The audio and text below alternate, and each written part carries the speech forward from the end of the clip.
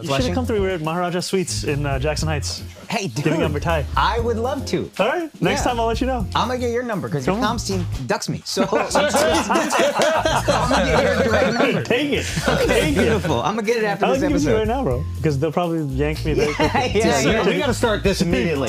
Zara runs a tight ship. Yeah, dude. She don't fuck around. She does not. Feel free. You can share with everybody here. Okay, beautiful. Also, Socialism. I'm so sorry. Are we rolling? I'm so angry by the way that you guys did the New York City Olympics. Because I hit that guy up. I was watching Subway Takes, and I'm forgetting the guy's name right now. My bad. But he goes, we should have like a New York City Olympics where the boroughs compete. And I didn't DM Kareem. I DM'd the guy. And I go, let's make this happen. Like, I am down. And he goes, how would we do that? And I go, we'll find a way. And then I see you a few weeks later, like, we're doing it. Everybody come out. Where were you, Far Rockaway or something? No, in Coney Island. It was Coney Island. Coney Island. Yeah. Anyway, guys, we're here with the next mayor of New York City. Zohran. Let's go.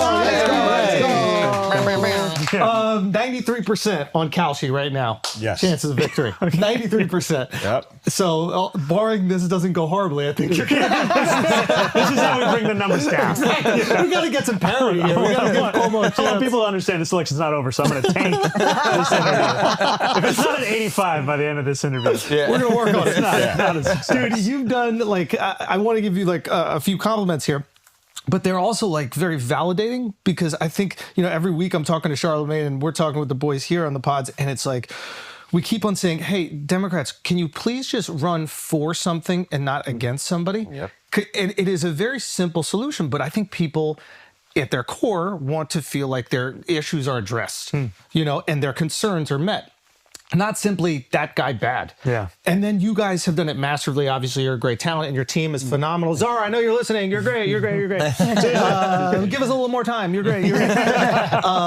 But it was like, it was really validating to see that. Yeah. It's like, wow, if you talk about the issues people care about and say that you're going to do something about it, they will support you. What a fucking crazy idea. It's also crazy. The things that I would say you inspire, change and hope. The last great Democrat, those were kind of his mantras, or however you'd say it. Change and hope, and that's what you inspire. Was that Hillary Clinton? Yeah, exactly. Yeah, and I think that's been lost a little bit. I appreciate you guys. I think it's just, there's been a lot of lecturing and not much listening. And, we saw a swing towards Trump here in New York City in the last general election. Whose responsibility was that? Who the hell made that? What the fuck are we even talking about? Dude, those guys. I can't believe they did this. Bunch of frat boys, dude. But it was there are a lot of caricatures of who Trump voters are.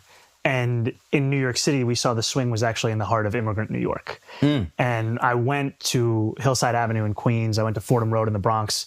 And I asked New Yorkers, who did you vote for and why? And I met the vast majority of them were Trump voters. And I asked them why, and it just came back to cost of living, cost of living, cost of living. And if I had spent that time lecturing them as to why they were wrong, as opposed to listening to them as to how we could get right, then we would run a very different campaign. And this is one thing I said I wanted to talk about. I feel like the establishment Democrats don't understand a pretty simple thing. We want to vote for someone who might make things better. Even if the risk is it will make things worse. A lot of people voted for Trump because he might make things better. And the other person is saying, I wouldn't change anything. Things are not good. In New York, things are not good right now. The most other guy, expensive city to in me, is America. just saying it's the same, and you're saying it could get better. It's a privilege to maintain the status quo. You know what I mean? Like, if it, like, we're privileged, like, it's very nice to know that we're going to be okay. Listen, listen. Delete this. I'm going to hit the Jordan DSA link. No, it's, we can't afford more of the same. So here's the thing. Like, it's so funny because I saw it was like Tucker Carlson and Charlie Kirk. And they were talking about you. I don't know if you remember this. I didn't see this. But they were speaking, and it was almost like the shoehorn theory. Have you ever seen that? Like politically what happened? Horseshoe. Oh, sorry. Horseshoe, yeah. So it's like, and I think that they were basically saying that you were meeting the moment in terms of what people are concerned with, right? And it's obviously cost of living. And it's like, I think it's so specific. I think it's like, it's rent. And I think everything is derivative of rent. Yeah. And it's the number one issue in the city. The number, bro. I started looking up numbers because, like, I think a 2-bedroom 6 years ago was the average 2-bedroom compared to right now. I think has gone up 90%. I mean, it's untenable, right? Like, and I think this is the thing that 90%, almost doubled in 6 years. That's great. How are people supposed to keep up with this? And I think what's so kind of to what you guys were saying, if the politics on offer is right now is as good as it's ever going to get, that's not good enough for the vast majority of people. And I think it speaks to how out of touch a lot of them are. Yeah, and I think it's just, I spoke to a nurse who, after she finishes her shift, she drives for an hour and a half, leaving the state of New York to get to where she can afford a place. Wow. That's what you're putting working people through. People are living in Pennsylvania, Connecticut, Jersey City, commuting it. Dude, white people have to live in the outer boroughs. We need to fix this. What the hell's going on here? This is what happens when you call him a socialist. You got to overdo it. It's just like, I'm going after Astoria. I'm going after Seaside Bay. Come on. The Greeks are not white. No, but continue, please. Yeah. It is absurd that in order to afford her life, and there are obviously certain circumstances that have created this situation. What I want to talk about more is, because I looked at your plan to go fix it, and I would really like this to be able to happen. A lot of people are making this impending war about you and Trump. I think it's going to be you and Albany, bro. Can you speak a little bit more on that? Like what you need Albany to essentially allow you to do? Yeah. There are restrictions in government. Like there are systems in place that don't allow you to do what you want, even if you think it's in the best interest of people, and even if that's what the people want. So how are you going to convince Hochul? How are you going to convince these people to allow you to enact these policies? So New York City continues to be a creature of the state. New York City, if you have an ambition for the city that matches the scale of the crisis, you have to have an Albany agenda. So when de Blasio wanted to deliver universal pre-K, he knew he would have to go to Albany to get that money. He actually overcame the objections of then Governor Andrew Cuomo to get that money to make this a reality. Now it is one of the best examples of government actually meeting the needs of working people. And so when we talk about raising revenue, raising taxes on the top 1% by 2%, the top corporate tax to match that of New Jersey, that's something we will do in Albany. And that's partially why the endorsements of Governor Hochul. You almost said it. You almost said it. I'll never be taking that one. You almost said it. Governor Hochul. He's posting that on Instagram immediately. You see the trauma is coming back. having to deal with that man so much. Governor Hochul, Assembly Speaker Carl Haystree, Majority Leader of the state, Senate Andrea Stewart-Cousins. These are endorsements not just of me, but of the agenda. Because in Albany, it's often spoken about as 3 men in a room. Now it's 2 women and a man who are in that room. And to have the endorsements of all of them, it's huge, and it paves the way. I also think for this agenda. Your political momentum, right? Thank you. No. And I mean that. I don't even mean it as a compliment. I mean, I take that back. It's like a guy once told me, America doesn't have allies; it has interests. And I think that politicians are often that way. I can't speak about you, but Hochul needs re-election, and it's next year, right? I imagine she is thinking, okay, if I raise taxes like you would want, I might lose some of my constituents. But she's also probably thinking, if this guy is such a tsunami and if I rebuke him, I could also lose people. So is your strategy to have so much support in a Trump-esque version? He's the only other example I can see that has found a way to completely transform his party. Is your strategy get so much support that Hochul's political future is dependent on her connectivity to you? My strategy is to build the political will such that Governor Hochul has a partner in delivering universal child care. He's a good man. He's a politician. Because look. Governor Hochul has spoken. Bend the knee. Governor Hochul has said she wants to deliver universal child care. What she's had in the mayor we have right now is someone more focused on getting out of jail than actually funding these kinds of programs. Or partying. We're going to bring 11 to New York. That is a fire idea. You shouldn't even know what that is. I didn't know what it was until you posted the clip, and I was like, and now you're let him run again. That's all we need to see. You can still bring it, though. That's still on the table, bro. Okay. You were saying. So I think it's It's what are you using your political capital for? Because the same people who will say, oh, we can't afford free buses. We can't afford $700 million a year in making the slowest buses in America fast and free. I don't agree with that. I think you can. Like that. No. Like, but here's the thing. Like, can I put that on the website? You can put whatever you want. yeah. Like, I also think this idea that like New Yorkers are going to flee because of a 2% increase. It's like I've been everywhere else. You're not going anywhere. Bill Ackman's not going nowhere. He's going to be in the Hamptons all fucking There's only summer. one place to write those tweets. That's it. New York City. Exactly. Every character you want. Your AC goes out in July in Miami. You sweating writing tweets? There's He's no way. spending more money against me than I would even tax him. Every day it's like $1 million. It's like $1 million. I'm like, Habibi, I don't even want that.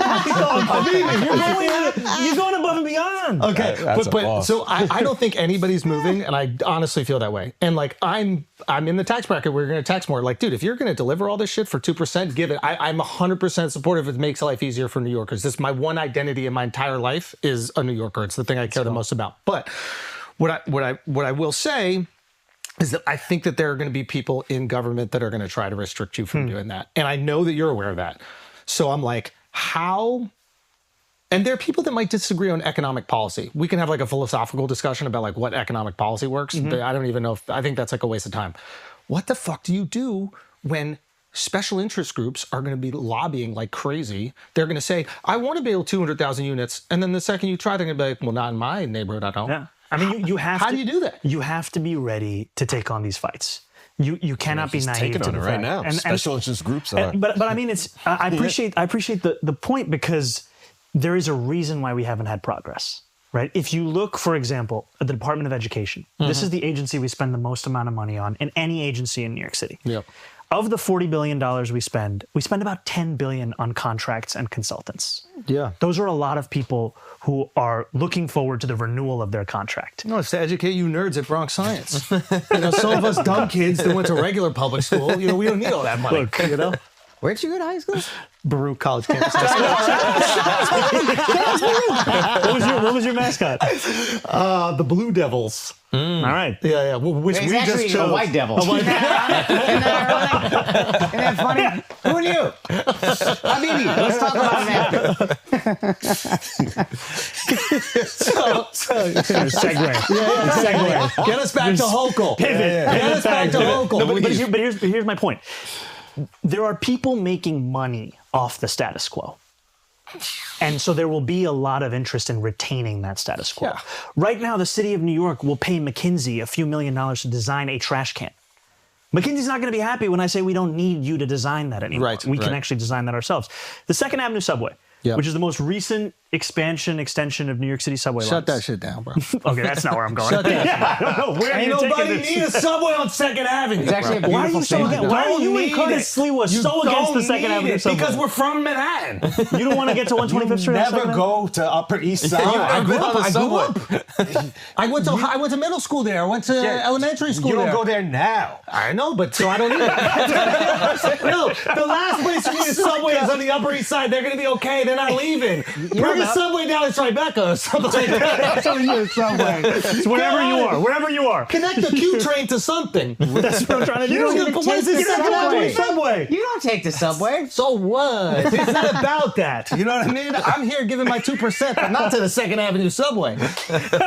I'm not going to spend another 2% on Second Avenue. the Center subway. Avenue, Tell dude. them walk 2 more blocks and then take the 6. Look, I think we got to go from 96th Street to 120th. Did you just hear what he said? He goes, No, it is long. That's way It is long. long. That's a good point. It is Nah, that's long. right. That's 8 blocks mathematically. What I'm saying is, why are you trying to build more white people subways, man? Look at this. So you were fine with the Second It's Avenue subway, only white 72nd, people over there. 86, 96, but you don't want to go to 125th? I never wanted it at any of those stops. Here's my point. I've always been against the Second Avenue subway. They want to live over there and make them walk. I dated a girl over there. That shit was horrible.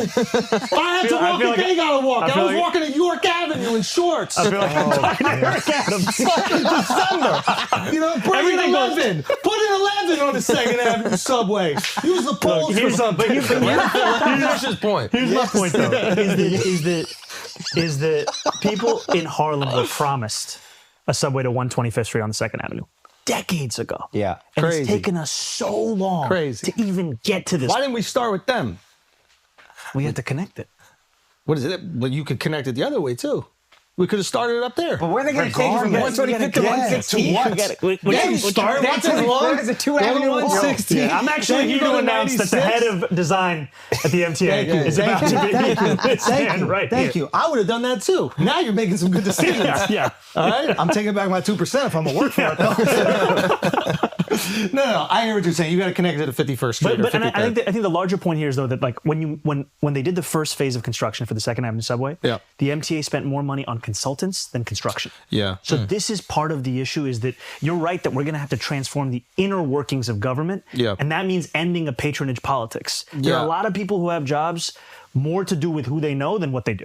Yeah. No, and that's not specific to Eric Adams. And It sounds like you want to create a Department of Government Efficiency. Kind of sounds like. Because when I said I was in favor of it, this liberal cuck, when it was a Republican idea, hated it. And now I'm in favor. Now look at him nodding. Donnie, we are not going to judge people who like to watch others have sex with their wives. That is their... That's it. I bring it back to efficiency. Okay, sorry. I bring it back to waste. Some people say that's efficient and waste. You can wait for Andrew Cuomo to have these other conversations. Right? Sorry. You know he's going to love them. Okay, go. But here's my point: is that it is sad that we've let someone like Elon Musk take the words efficiency, fraud, as if they are right-wing concerns. I agree. These are actually the concerns that should be at the heart of a progressive politics. Yes. Because I want to increase taxes on the top 1% by 2%. And I also want those same New Yorkers to be able to look at that increased revenue and say every single one of these dollars is being spent efficiently. Yeah. It can't be in and of itself the reason why you do it. It has to be what you deliver with that money. I think like Doge was universally supported before it became what it was. But the idea... Well, it was never actually intended to fulfill the intentions. Got it. But the intentions... The intentions are right. Of I think eliminating most people... fraud agree. was great. Let's eliminate And it. Okay. I love that. Guys, Generational Triumph Tour. First of all, San Jose, all the shows are sold out. We just added one Sunday. Australia, we had an Australia run in February. Most of those shows are sold out. We're going to add some more. And then Chicago Theater, the pre-sale went live. It went amazingly. Keep buying tickets. AkashSingh.com for all of the shows. We're coming to a city near you, I promise. I love you guys. God bless. Hey, what's up, guys? Miles, can we add music behind this as well? Thank you. Nashville, Tennessee, Denver, Colorado, Hoboken, New Jersey, Philadelphia, Fort Wayne, and Detroit, Michigan. I'm coming to all these lovely cities, some of the greatest cities in this beautiful nation we call America. Can't wait to see you guys there. It's going to be one singular hour of stand-up comedy, no more, no less. I can't wait. Come out and shake my hand. We'll see you there. So if rent is the most important issue, which I think we all agree, it's like fucking absurd. The rent freeze was like incredibly effective communication, right? This idea, because everybody else is talking about, we're going to build all these units. When you're drowning, you're not worried about like someone building you a boat. You need a life vest. I get that 100%. I think that makes sense. You correct me if I'm wrong, but I think that you can do that to like about 50% of the units in New York. Yeah. Because those are like, apartments pretty much. they're like the rent stabilized or rent controlled units. About 2.5 million New Yorkers live in these kinds of apartments. Got it. Yeah. How do you offer relief to the other 50%? And let me just clarify to people listening, like those other 50% aren't necessarily people who are wealthy. They're just living in market rate units. And people that work here and they just didn't have the ability to get one of these, rent controlled units. And so I'd first say there's rent control, which is a very small minority. Yeah. The vast majority of what we're talking about is rent stabilization. Rent stabilization means there's a limit on how much your rent can increase every year. It's not what your rent is, it's what the increase will be. And it's all determined by a board called the Rent Guidelines Board, composed of 9 people that the mayor appoints. You can appoint them. Yes. But I think the appointing process might even take a little bit, right? It's not like day 2 one years, you do right? it. It's each of these terms are on kind of a rotating basis. Got it. And there are a number of these terms that are open right now. Got it. So you can point some, and there might be some people that are empathetic to your philosophies already. So Because they actually did a study. That same board, under Eric Adams, did a study. It found that landlord profits had increased 12% of those units in the same year that the median household income of tenants of those units was $60,000. And with that information, they decided, let's hike the rent again. So it actually doesn't have to do with the data. Got it. But the point that you're making is right, which is that we have to have a housing policy for all 8.5 million people. That's why you couple a rent freeze with construction of 200,000 truly affordable homes. The reason I say truly is because, like, I represent Steinway. in Astoria, Yeah. right? I'll call a constituent. I'll say, there's a new affordable housing development coming up. Do you want to apply? They'll say, how much do I have to make? I say $140,000. They hang up the phone. Yeah, affordable housing. Because how are they going to afford that, right? Yeah. And so my point is thinking about affordability more with the median household income in New York City, which is $70,000 for a family of four. I love it. So you have to increase that, and you have to make it easier for the private sector to also build. I agree with you 100%. Like, I think Ezra Klein put out a great book that I think that he's been like unfairly maligned by a lot of people on the left, but like where he's just going, hey, I appreciate democratic policies. I want to implement them. I think they're better for people, but there are certain things that we need to remove so that we can be competitive in an open market. And I think that there's a truth to that where, look, I'm somebody who believes in the public sector. Yeah. I believe in regulation. Yeah. I also believe that if I can't give you the reason for the regulation, then it has no reason to exist. Yeah. I cannot justify a restaurant giving the city every year $25 for the right to sell a frozen dessert. That doesn't make sense to me, right? That is something that should be eliminated. Yeah, okay. I cannot justify someone who wants to open a barbershop filling out 24 forms, going to 7 agencies, and then attending 12 in-person events. Yeah. That does not make sense to me. Right. So I think that there is a truth to some of the regulations we've created have made it far more difficult to build housing. Yeah. And even the justifications we used back then are not the ones that have been borne out today. So we need to change those. So how do we, first of all, I completely agree. And as like someone who has someone renovating above me, please believe I like the fact that there is regulation. Do you know what I mean? Like I have a kid who's 21 months old. Yeah. It's like they want to sleep, and if somebody's just going to be banging 21. This guy's a 21 rapper. months old. Yes. So and she'll never listen to 21 Savage. And, Apologies. no. And so I guess my question is like, how do we get those 200,000 units out? Because the real only thing that's going to solve this crisis, and it's a legitimate crisis, like, is more units. You can freeze more rent, you units. can do all these things. You have to do it with more. And some people, and I'm sure you would probably acknowledge this, said like even freezing rent within the controllable units that you have could cause like a surplus pressure in the non-controlled units, and those might go up. So while we protect those 50%, the other people who are making the same amount of money as them, because of those market pressures, could have increased rent. Right? Corporations are going to make their money. And that's why you have to take this as an opportunity to also tackle the costs that landlords are facing. Because when I speak to landlords, Talk to me about that. That's I interesting. hear that the insurance of affordable housing units has doubled in the last few years, right? And that cost is one that is driving so much of the pressure. That's interesting. And there's a number of those landlords that came together to create a different risk pool through something called Milford Street Captive. And they've managed to depress that cost. What if the city invested in that kind of a mechanism to help those landlords address that? The other thing here is that Are they gouging the affordable housing units because they know that they're government backed? no, they're gouging them because there's money to be made. But Right? in the same way that like universities can charge whatever they want for an education because they know the government will back the loans. Like, is that To me, what this gouging more looks like is there are many providers who are now paying the cost of a number of bad landlords who have made insurance such a high part of doing business. Got it. Right. And so you have better providers who are pooling their risk together. Got it. And so my point here is if you invested a significant amount of capital, you could assist that kind of an intervention. Got it. The second thing is you have a property tax system that's broken in New York City, one that effectively penalizes rental apartments and the owners of those rental apartments. And if you had a system that incentivized the construction of rental apartments, you could have a very different landscape of housing. So to me, it's freeze the rent and take on the cost of insurance and fix a broken property tax system and streamline development and have the city produce 200,000 homes. And often when I've talked about 200,000 homes, that's just what I think the city should do. I think the private sector should be doing an immense amount of additional But construction. they're going to need incentive structures as well, right? Like there was that program, forgetting what it was. Was it?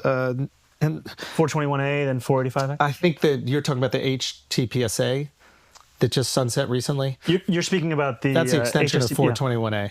No, these are separate things. Oh, okay. You're talking about 2019 rent laws. Yes, Yes. but that's not what I was referencing. Then there's the tax incentive. There's 421A, yes. now 485X or 45W. Yeah. I'm talking about the one that basically allowed developers over a 35-year period.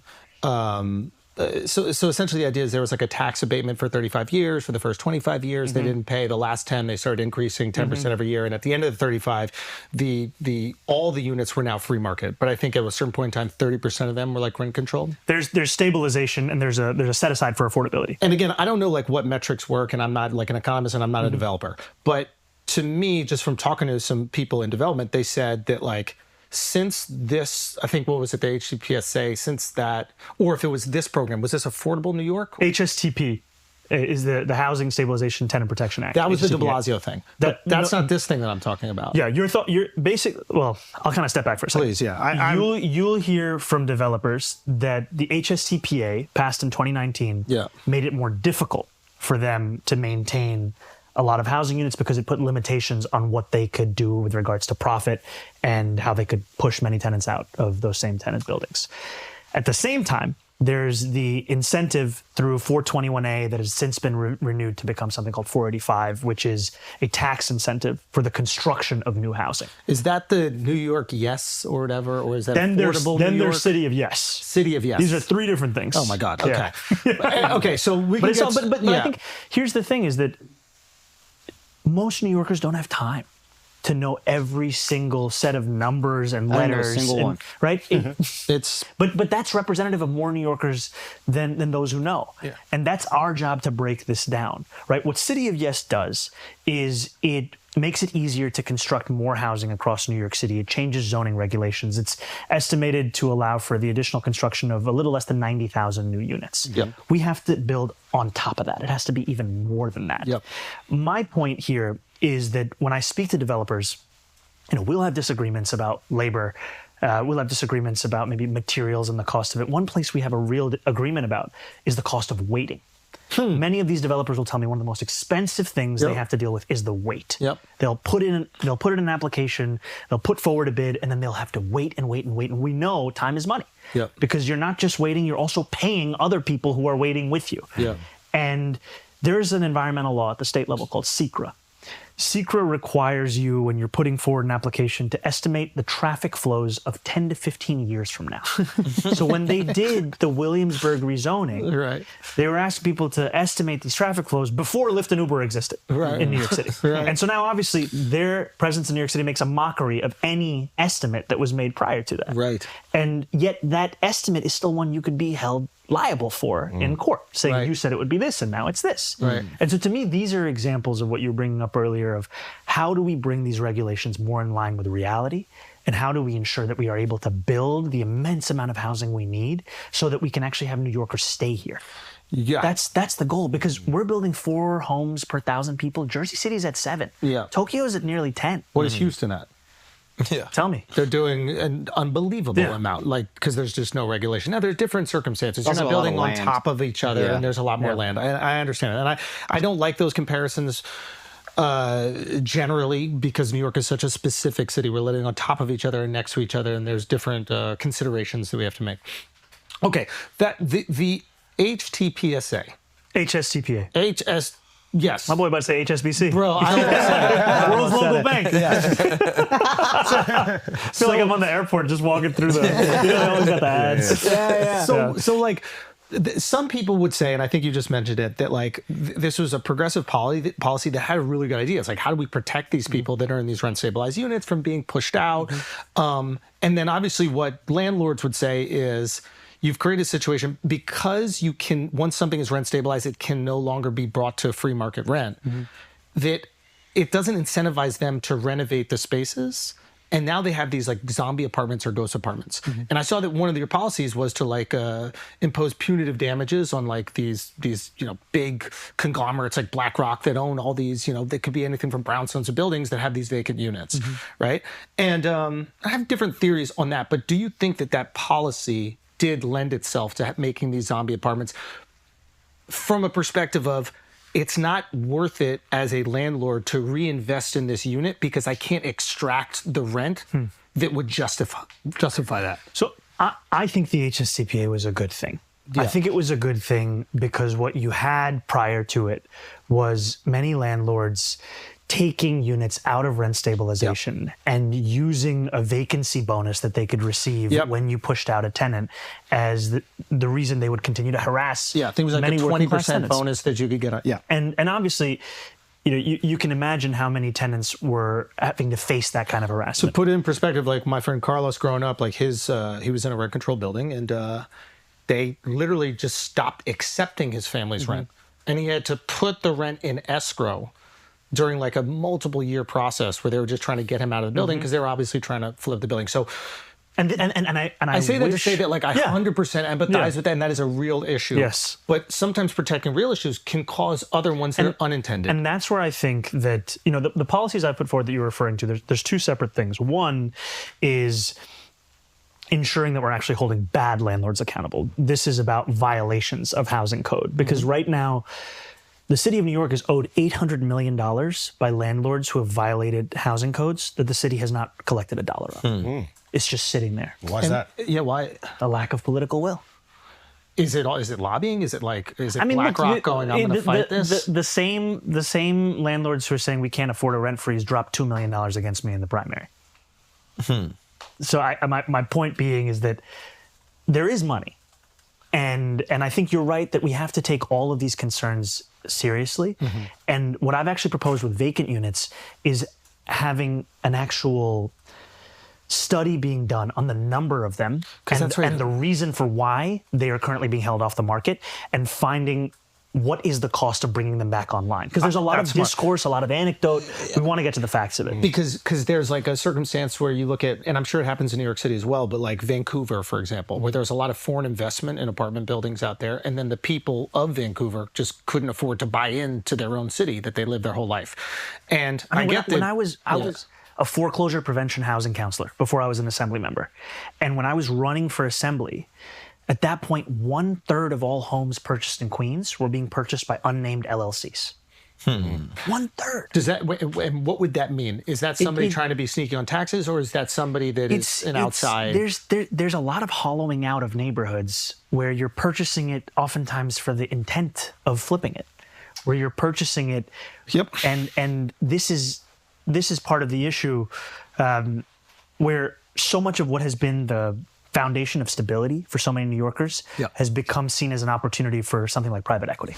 All right, guys, let's take a break from this communist trash. Yeah. For 1 second. Thank We need to God, talk dude. about unbridled capitalism. Thank God. While we still have some money. While we still have a couple bucks, while you guys still have a couple bucks before this guy convinces us to give it all away. Well, no, I'm not Zohran. Yeah. I don't know if you knew that.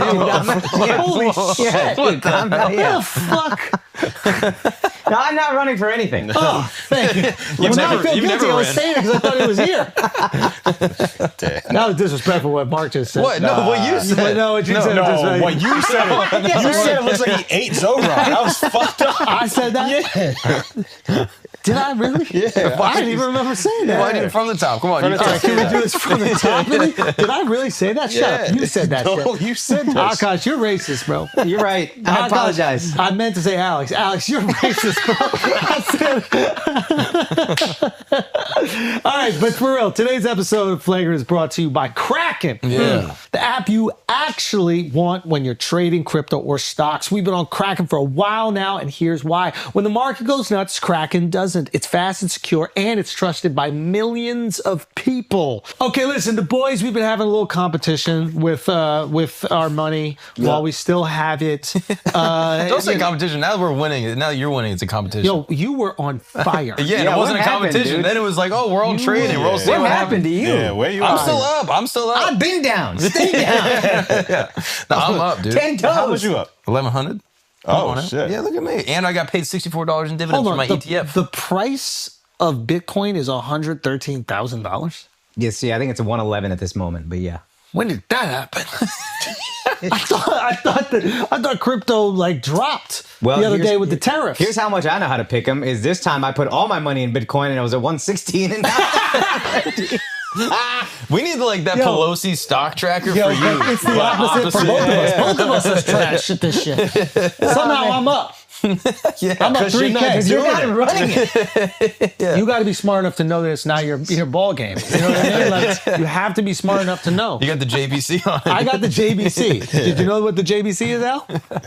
You know The Jewish Business Collective. Oh, really? I got the Jewish Business Collective. Yeah, on smart. it. Okay, Oh, so man. they got me up. You know, Al, what are you up? $69.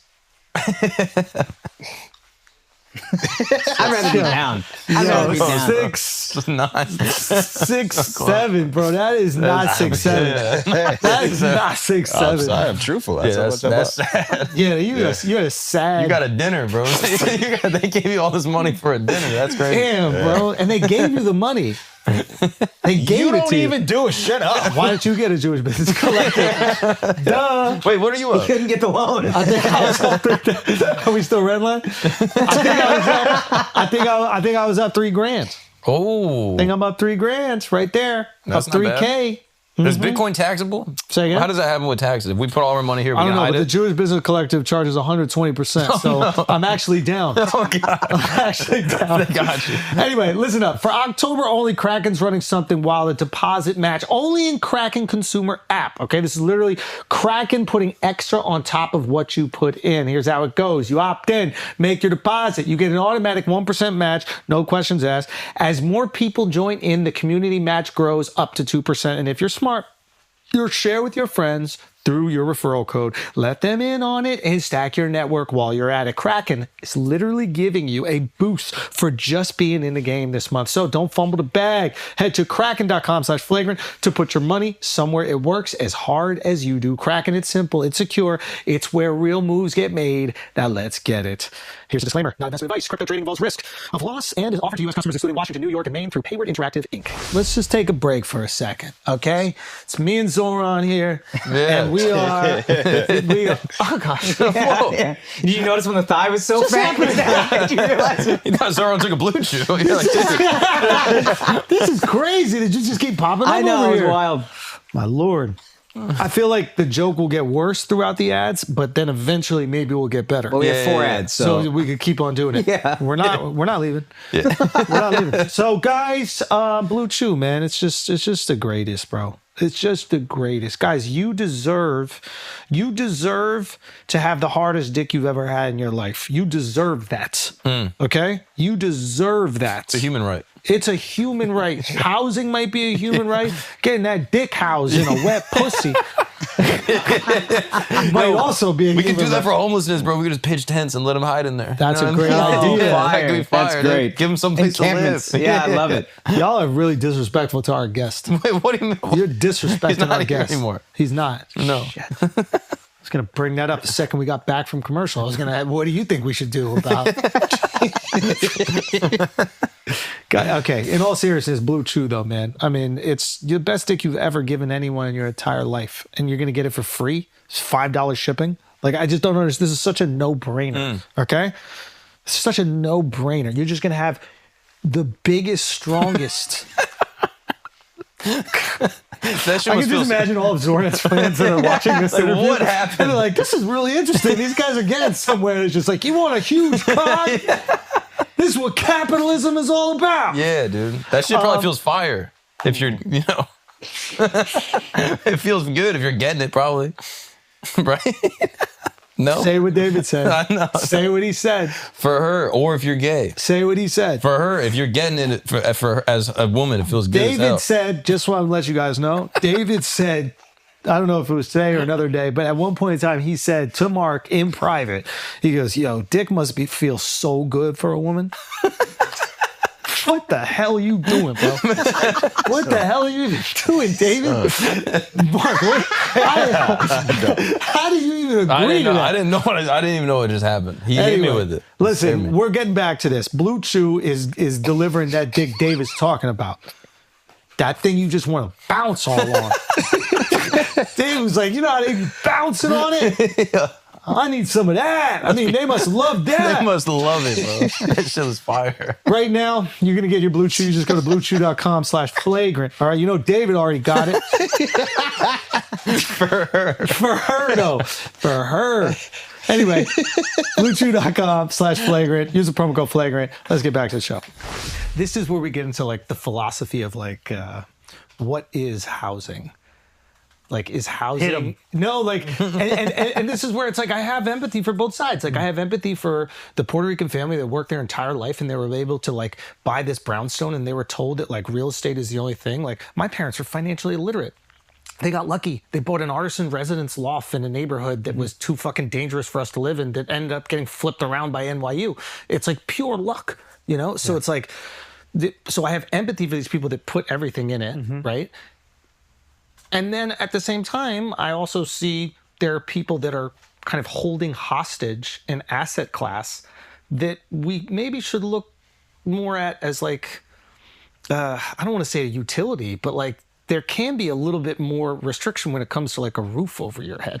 So I have empathy for your communist position. I was getting nervous about his own thoughts. I see you. He said, I gotta get out of this one. I don't know how I got here. Parachute. I'm being this favor. No, it's like No, but I hear you. This is. you can probably articulate what I'm saying. No, better, but it's that you have something which is a necessity for people's lives. It's tricky. So it's like, And what if it's somebody been invested in treated- water? It's been treated, Yeah. and it's And been then treated as a restricted means that. by which to make profit. Yeah. And so I know that there are many who bought into this system with the promise of unrestricted profit. That's what it was before the HSTPA. Yeah. And one of the issues you're hearing from a lot of landlords is they entered into loans with banks that could only be paid back if they evicted a majority of the tenants who were paying the rent at the time they purchased the building. Yeah. And that's also why I have empathy when we're hearing about insurance costs and water bills and Con Ed and property taxes, because those are also costs that are skyrocketing. Yeah. And so for me, it's how do we create a city where we understand housing as a human right and also ensure that our affordability agenda is universal. It's tenants, homeowners, landlords. I think in order to do it, like in order to do it with rent stabilization or rent control, it's going to need to be government funded, because I don't think any private developers are going to see the incentive structure that they need to put that kind of capital in. And if you're going to do it, you're going to have to raise money. And I saw on one of your things was you were considering, selling muni bonds, right? And I think you want to raise like $100 billion over 10 years, right? So we're looking at like, I think 70% of that was coming from the muni bonds.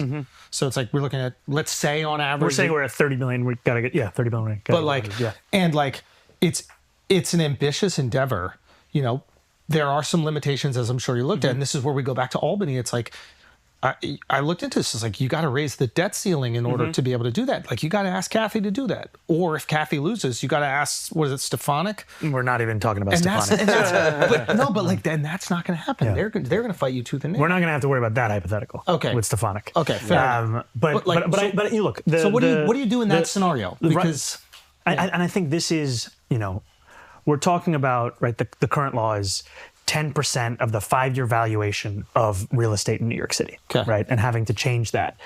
And I think this is where politicians don't get to decide the scale of the crisis they're facing. They get to decide how they want to respond to it. Facts. And so this is an ambitious agenda, no question about it. But this is a time where if we don't match that crisis with that ambition, we're going to lose people. But you are held hostage by their will to match. That's what I'm saying. And what I would argue is that I've been in Albany. I've seen legislators and legislative leaders who've had a vision of a city where you tax the wealthiest a little bit more to provide for everyone. And they haven't had a partner in a mayor. It's not to say it's going to be easy, but my point is that we haven't even tried. Ooh, right? This is interesting. Like, so Andrew Cuomo is an example of not trying. He had 10 years of running he had the some state. deaths to cover up. I mean, poor guy, you know what I mean? He's got his hands full. Groping some people. It was busy. His hands were full, literally. Sliwa had a bar, dude. Killing grannies and grabbing fannies is on the bar. Sliwa had some bars on the debate stage. You love his hat. You want that shit. I can't believe that I'm being called a communist and the Republican nominee is wearing a red ring. Bro, I keep calling him Emily in Paris. But shout out Curtis. But yes, so what you're saying is you're like shouting out a sponsor of the show. Yeah, the Netflix show. But shout out Kalshi. You're at 80%.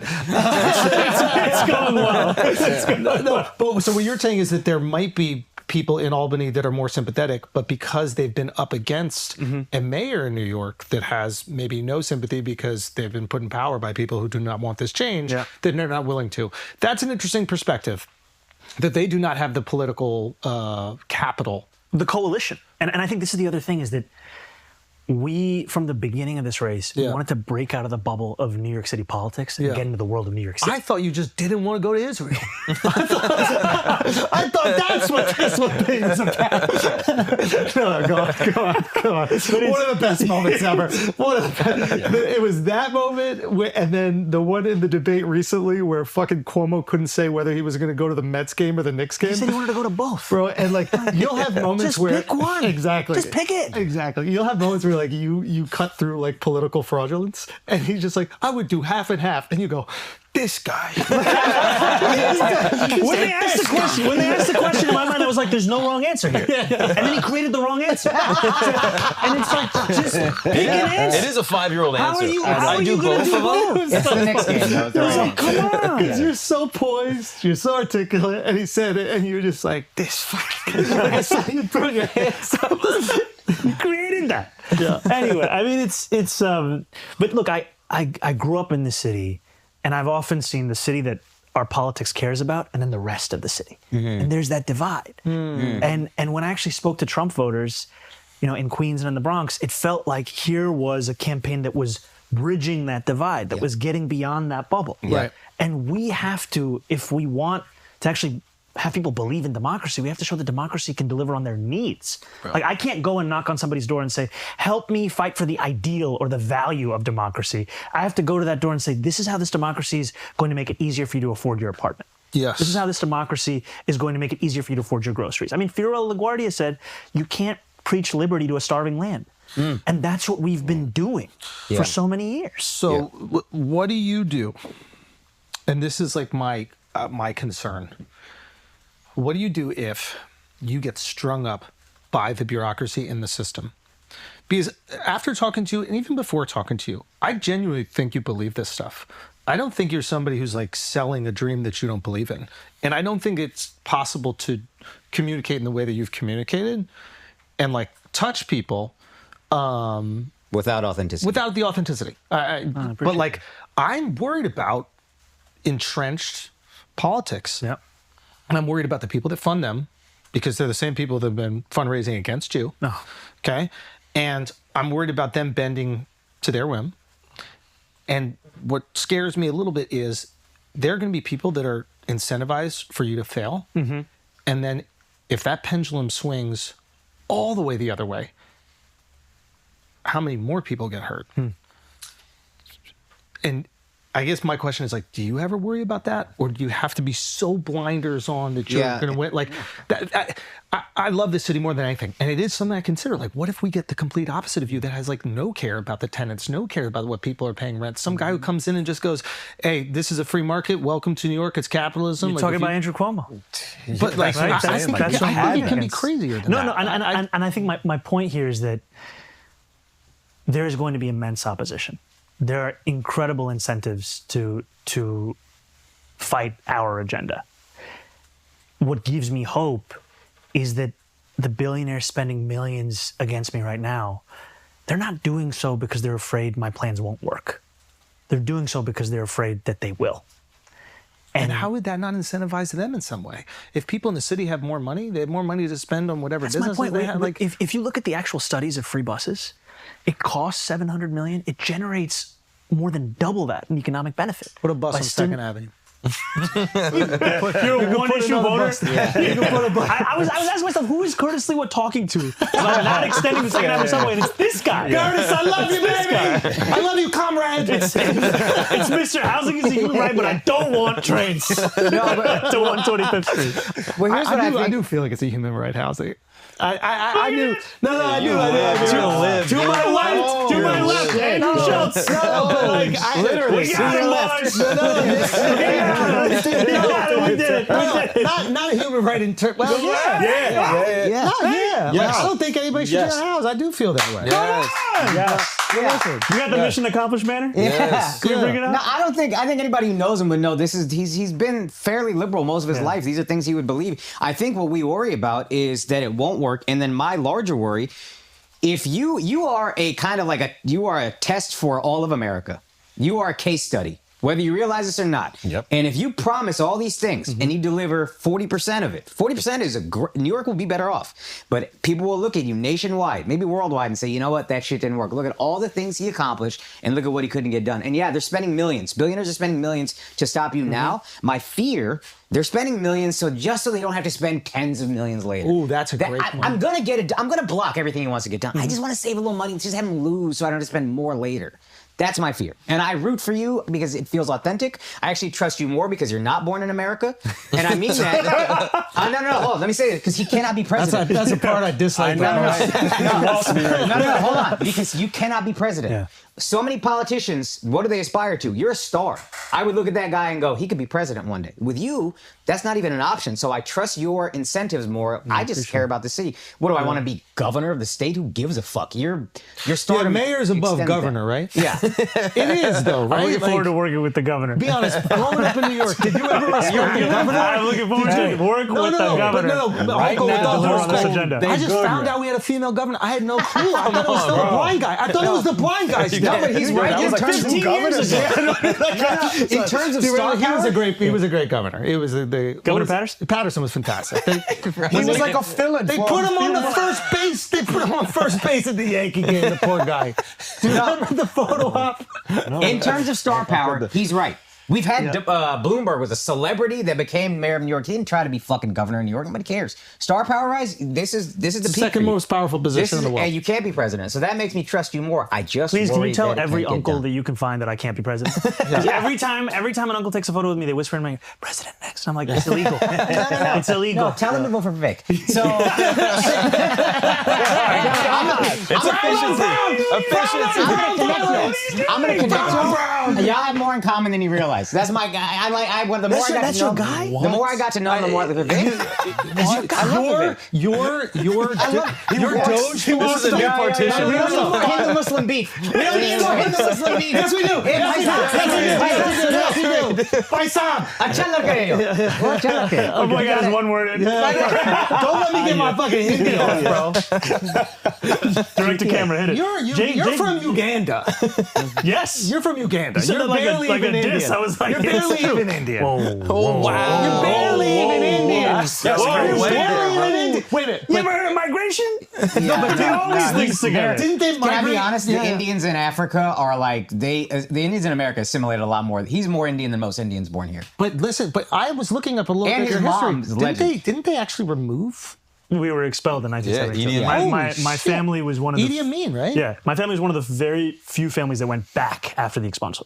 Went back to Uganda. Went back to Uganda. That's why I was born there in 91. So my family in 1972 were expelled.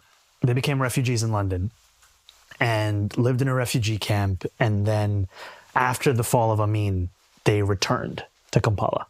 And so that's where I was born, 91. Shit on that, Yeah. boy. I'm just saying, how shitty is London? That's You so bad. You know what I mean? Like, how shitty is London? two What a winters dog. in London. See, public housing. You stayed in public housing for a few weeks, and you're like, we're gonna go back to Africa. I can't build it. Whoever built that camp, don't hire them to build the 200,000 units in New York. That's all I'm saying. I was Ain't no wondering Second wondering Avenue. where you were going to go. I was wondering where you were going to go. You were like, this is pretty sad. I got to shit on London. no, I but actually like London. London's my favorite city. Dishoom? But yeah, no. I've been- No. What? It's- No. Brigadier's better. Dishoom, fine. Gymkhana, it's great for white people. That's Dishoom, fine. My man likes Vivek and doesn't like Yo, Dishoom. did it? You're Hold on. really gonna love Gymkhana. You're gonna love it. I tried Gymkhana. In London? Oh, it's a food place? I thought it was yoga. It's one of my closest friends. I grew up with Gymkhana. Come on.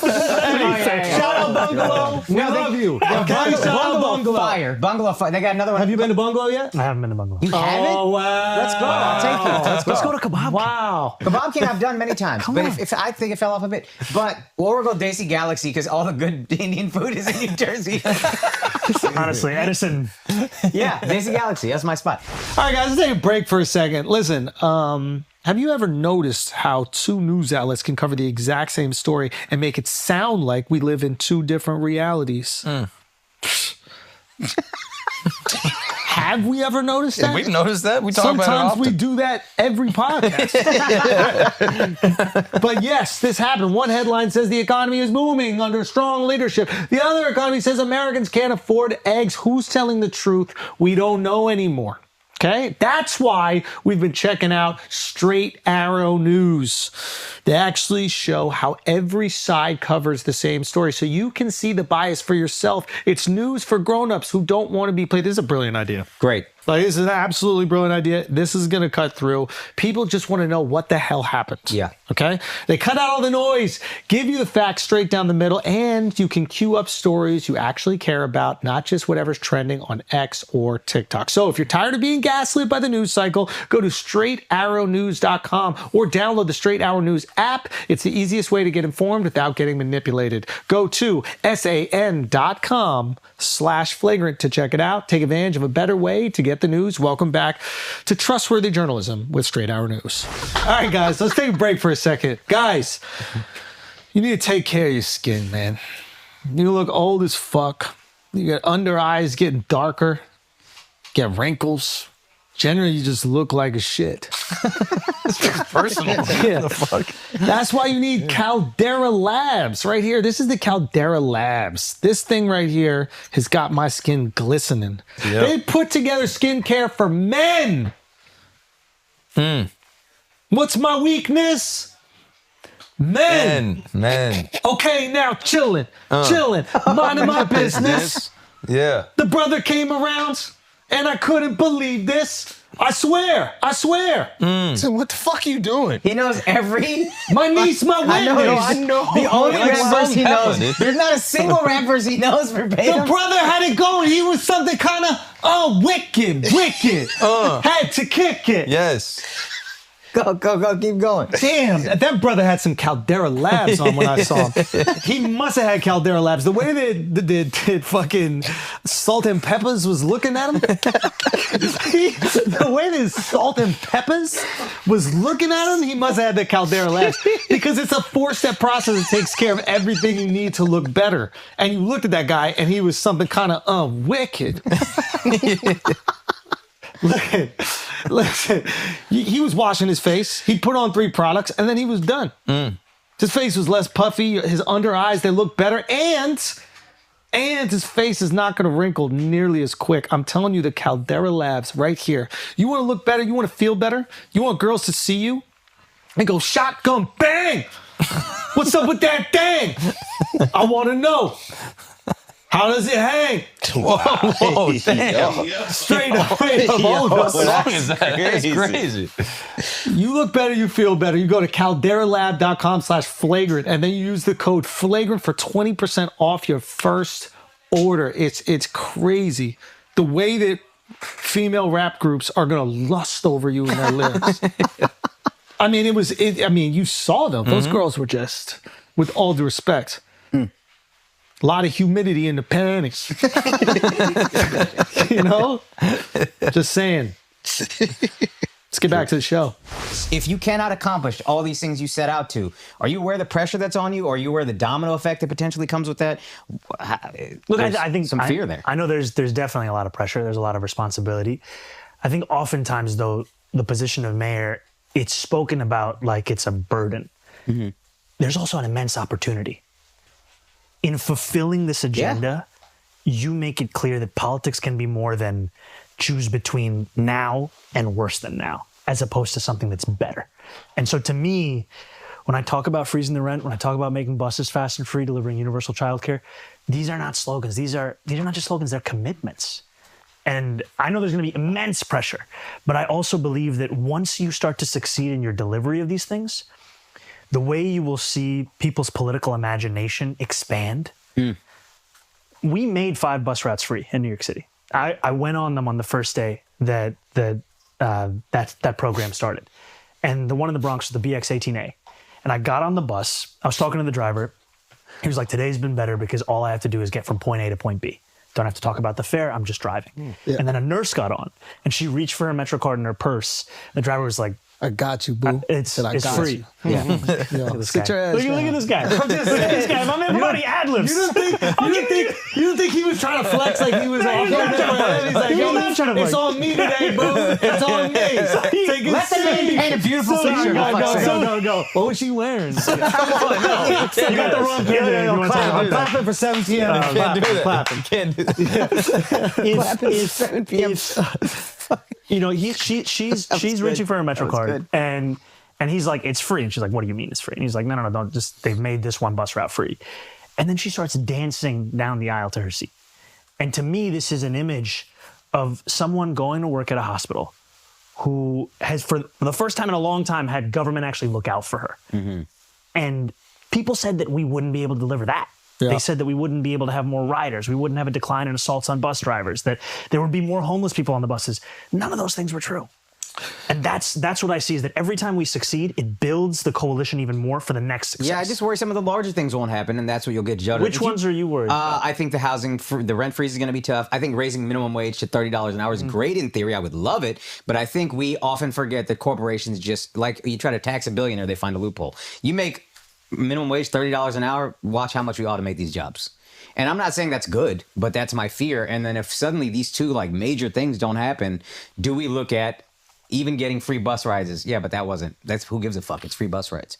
They already had 5 free routes. It still sucked. I don't think you have much to worry about, because Trump ran on building a wall and cleaning the swamp, and look, he's back being president. So it's like, if you don't get everything done, I don't think it's the end for his, I disagree, but I don't want to get caught in that. But I think, both of you are debating a premise that we can't accomplish these things. And my point to you is that it's an ambitious agenda, but it's one that I'm really confident in delivering. The history of America's relationship with government is a very antagonistic one, right? Like, the inception of America is fuck government, fuck people telling us what to do.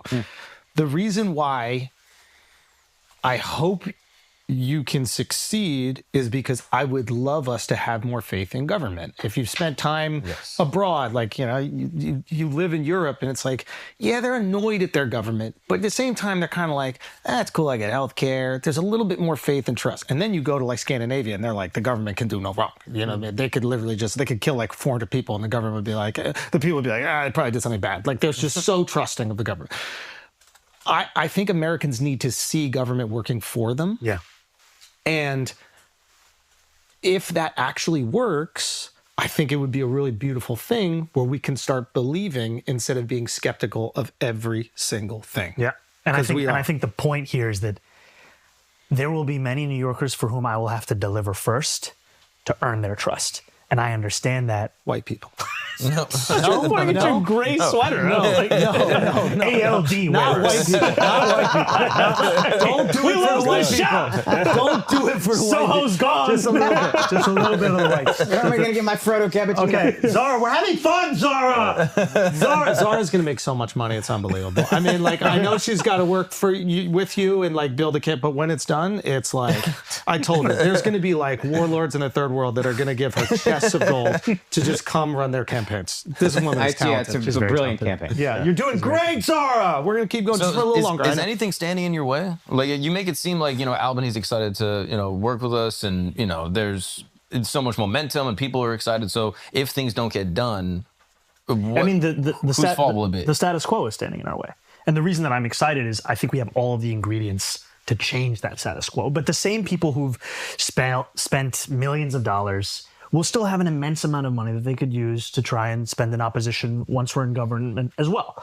And that's why, to me, the speed at which we deliver on a wide variety of things is critically important. That's why it's not just a plan to deliver universal childcare. It's also, how do we take down scaffolding across New York City, right? Yeah, I love this plan. But my point is, you hit on some specific shit. You're like, halal cheaper and get rid of the scaffolding. And New Yorkers are like, yo, he's spaying. It's like, how could I begrudge someone refusing to believe in the ability for us to deliver universal childcare if their interaction with government is government's inability to deliver on removing one sidewalk shit? This is what we're talking about. That's like, you have to find every single interaction where government has failed New Yorkers and say, this is an opportunity for me to do better. And, The city has an opportunity to say, not just to building owners, what you should do.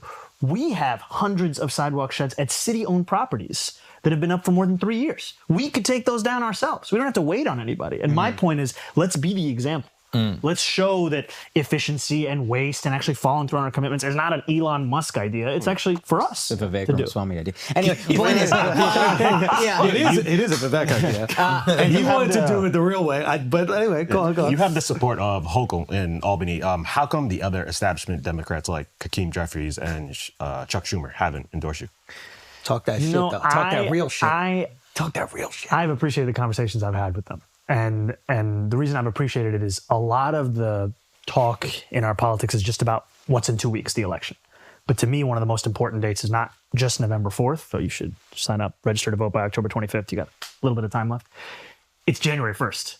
And I'm going to be working with Congressman Jeffries, with Senator Schumer on delivering this affordability agenda. And that's something that I'm looking forward to. Are there That's the specific political answer. Give us that real shit, man. Like the party. You got the party energized right now. You got the party energized right now. You're the Democratic nominee for New York. Like, why wouldn't they get? Why is the behind party you? running against you? That Like shit the is party needs crazy. to come together. Yeah. And I think that's another reason why, like, many lifelong Democrats, like myself, have been disillusioned by the party because it's like, why aren't you accepting the will of the people? They did it to Bernie. They did it to Bernie twice, right? They tried to do it again during this election. It's like, when do we get to take part in the democratic process? And when we do get to take part in the democratic process, when do you respect that? They might disagree with you, but it's not up to them. This is the will of the people. So if the people want to see this through, why are they spending millions of dollars to stop it? It's very frustrating. I think it undermines democracy. I think in if you look at Andrew Cuomo and I, in the primary now in the general, it is in many ways a battle for the soul of the Democratic Party. Right? It's two very different visions. And the things that we like to say are exclusively Republican problems, we saw a lot of them in the Democratic primary. Right? It wasn't a Republican that sent a mailer that artificially lengthened my beard. It wasn't a Republican that called me. I appreciate that, man. You just look so handsome with a big beard. You just, it was my Photoshop guy. I thought you were being sincere. What you went through is unbelievable. But my point is that that's from a man that at one point was being spoken about as being the next president of this country. Yeah. Like, it's easy to forget now that we watch Andrew Cuomo on stage. Yeah. But not that long ago, people were saying he should be the next president of this country. Fucking idiot. Who? Well, you said it. When did I say that? You said that early in COVID before we found Before out. he murdered everybody. Run the tape. Before he murdered everybody, we Can you loved make sure him. you get the That was clip a in? private conversation I never got in public. We loved the meatballs talking. It was I'm not good a good meatball person. talk every night with him and his brother. It was go for it. fun. Yes. We were locked in. okay. We're waiting for the last dance. I might ask you a question. You might not want to answer this, but this is something I see. Brown guy to brown guy. BG to A lot BG. of people like. There's an anti-Semitic label. Thanks. Anti-Semitic label that happens. Do you think that happens if you're not Muslim? Because I've looked into what you said. It seems like you denounce anti-Semitism. I do. You criticize Israel. A lot of times it gets conflated, but the label won't stick unless there's another outside factor. I do think that Andrew Cuomo, there are a number of things that he has said and done he would not have done if I weren't a Muslim candidate. And it is all too familiar for a lot of Muslim New Yorkers who grew up in this city to see the speaking up for Palestinian human rights to then be labeled as if it is bigotry against the Jewish faith. And what I've appreciated is that for all of the fear-mongering that he's done, there are so many Jewish New Yorkers who are able to see through that, and that I can look through his fear-mongering and still reckon with anti-Semitism in this city and talk about the real ways that will actually root it out. Yeah. It's not how Andrew Cuomo wants to weaponize it. It's, are you going to increase funding for hate crime prevention programs? Are you going to ensure that the NYPD are outside of synagogues and temples on the Jewish high holy days? Are you going to actually have a curriculum like Hidden Voices taught in schools that celebrates the breadth and the beauty of Jewish life? And you will do all of these things. All of these things. And that's what's been so frustrating, is that this is a real concern that many Jewish New Yorkers have, and here's a guy who's just using it for political. Yeah, And I think we all laughed at the Israel moment, and it was ridiculous to watch. But I knew the reason everyone was hammering you on it on that stage. It was like it was pretty obvious. There was another thing that I thought was hilarious, like the picture with you with the imam and the New York Post put in the front page, and I'm like, holy shit, this looks bad. And then I look him up, and like Bloomberg campaigned with him, and Mayor Adams campaigned with him. I'm like, wait, okay, so what exactly is going on here? And then I think Cuomo said something where he goes, look at him standing with this guy who's homophobic. Like he even detached himself from the World Trade Center bombing thing because he knew it was a Well, fugazi. unindicted co-conspirator is translation for man who is not found guilty of anything. Yeah. It's like I obviously object to a number of things that the imam has said about queer New Yorkers, and I am able to still stand there and speak to him while having a platform to defend those same queer New Yorkers, celebrate and cherish them in the city. Yeah. And Andrew Cuomo is always looking to distract from the fact that he has no plan. I'm not for asking that. you to justify yourself. I'm just showing you that there are these campaigns Yeah. that are put out there, and people will twist the truth and like this. It doesn't only happen with politicians. It happens like anybody famous. You know what I mean? So it's like, and you're getting the brunt of it. And I think you've handled it like with a lot of class. To be honest with you, appreciate that. like I know what it's like for the internet to say something about me that is completely false, and then people just believe it. And you are existing in this, and you're lucky enough to have a message that resonates with people where they can refute those lies that people say about you. I don't know if that's luck. I think that might be like talent, like you earned it. But it is fortunate that there are people that will be vocal despite the criticism that they might endure. Like, yeah, it's pretty. That's pretty awesome that you're touching people like that. I genuinely hope that like what you're presenting can be executed. I mean that sincerely. I mean that sincerely. I appreciate it. I know that there's going to be a lot of opposition. You know that more than anything. You've been in government, and I just hope you have the political capital to push it through. And I hope that these decisions actually make life better for New Yorkers. And I hope if you find that they don't, that you won't be caught up in your ego, and you will be able to pivot for the best of New York. It always has to be for the city. Okay. Because that Always is has to be for like the city of New York. sometimes we make decisions and we have the best intentions behind those decisions and they don't work out.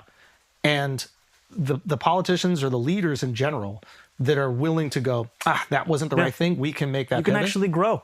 Dude, we'll like you even more for acknowledging it. And we'll feel even safer. I also think this is, it's a part of being human, Yeah. right? To be able to reflect and to be committed more to a mission than it is to yourself. Yeah. And look, like I came on this show for me, it was bad for New York. Right? I'm learning that. I'm not going to come back because it was a selfish decision. But I can learn that. It's an expensive lesson. It's an expensive lesson. What's the odds at right now? Probably 51. 51%. You have to win because I bet him $1,000 that you would win. Okay, he bet against you. That's crazy. I had a guy I I hadn't didn't have spoken faith to. in the people. I had a guy I hadn't spoken to since high school text me like 5 days before the election. Goes, yo, bro, I just put 1,000 on you. Like, please don't let me down. Okay, Zara is trying to get you at it. Where do you have to go next? Procurement press conference. Okay, What does that mean? What does that mean? What are you procuring? Yeah. we're talking about how to cut down on waste. I love Nice. this. You're you wanna talking my come? language. I will. We got another pod. I I gotta procure. You're not serious about this efficiency game. No, we're gonna go to Bungalow, and then we're gonna talk, and then I'll be there. I'll be there with you. Come on, King. Okay. Okay. Before you go, Joey, bring in the bench press because he has to. Why do you sit on that bench? Every year, I'm going to do 1 pound more. Let's go. Next year, 136. Let's go. The year after that, As soon as 137. you got on that bench, I was like, you fucked up, dude. Yeah, let me tell you. shouldn't have done it. I knew I fucked up when I saw the thing. You think I thought I was gonna kill it? I knew there was a problem.